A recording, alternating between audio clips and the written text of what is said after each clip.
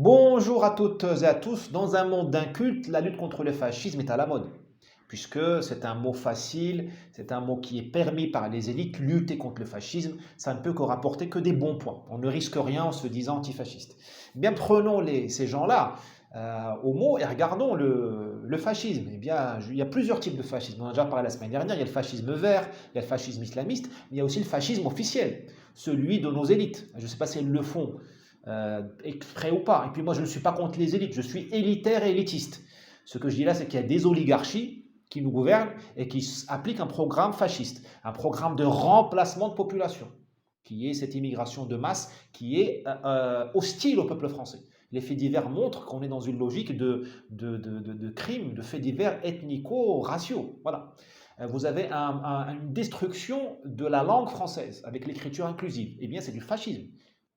Vous avez une espèce de croyance qu'il n'y a ni droite ni gauche. On vous dit on n'est ni, droite, ni à droite ni à gauche. Eh bien, le fascisme des années 30 était précisément ni de droite ni de gauche. Il voulait le meilleur du socialisme et le meilleur du nationalisme. Eh bien, attention à ce fascisme-là, de nos chères élites, de nos chères oligarchies. Vous avez une destruction de la vérité avec les agences de check-in de news.